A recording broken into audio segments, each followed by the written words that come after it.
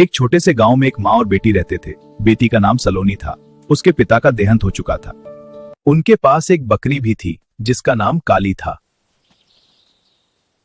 उनके पास वाला घर उस लड़की का चाचा का था जिसकी गांव में एक बर्तन बेचने की दुकान थी। सोलोनी बेटा उठ जा, सूरज निकल आया है। अरे माँ, काली भूखी हो गई, चल उसको भी चारा डाल देते हैं। माँ, एक दिन हमारा घर भी ऐसा होगा। घर बड़ा होने से कुछ नहीं होता बेटा, दिल बड़ा होना चाहिए। सलोनी अपने चाचा घर की ओर देखती रहती है और सोचती है कि हम मेहनत करेंगे तो भगवान हमें वैसा घर देगा। काली, तू देखना, एक दिन मैं इतनी पहले से खिला दे, ये भी तो हमारे परिवार की सदस्य है। मैं कह रही थी काली, तू देखना, एक दिन मैं इतने सुंदर बर्तन बनाऊंगी कि लोग दूर दूर से खरीदने आएंगे।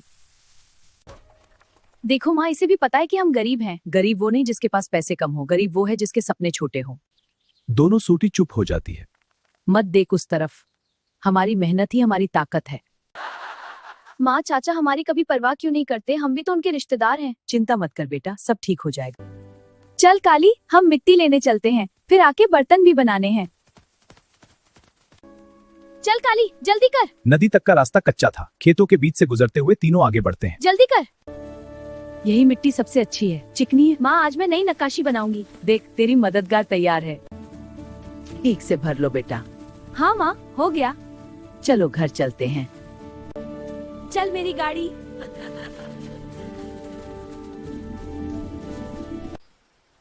माँ, अब तुम बैठो, तुम थक गई होगी। सालोनी के हाथों में जादू है। वो बहुत मेहनत से बर्तन बनाती है। उसके जैसे बर्तन पूरे गांव में और कोई नहीं बनाता। तेरे हाथों में सच में कला है बेटा। चल तू बना बर्तन, मैं इनको सूखने देती हूँ। ठीक है माँ। माँ देखो ये फूल, आज मैंने नए तरीके से बर्तन सजाए हैं। वाह बेटा, बहुत अच्छा लग रहा है।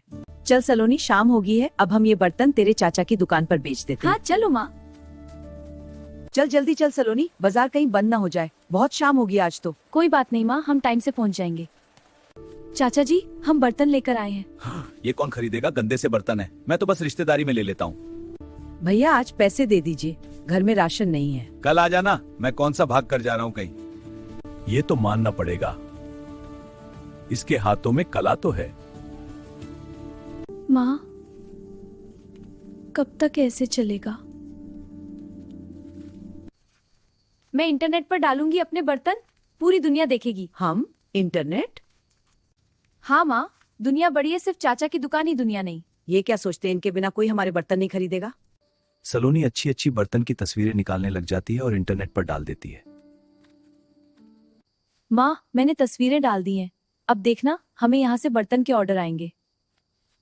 पहली पोस्ट, कोई लाइक नहीं। सालोनी व्यूज न आने के कारण उदास हो जाती है, लेकिन उसकी माँ बेटा सब्र रखो। जी माँ। माँ, शहर से ऑर्डर आया है। सच में बहुत अच्छी खबर है।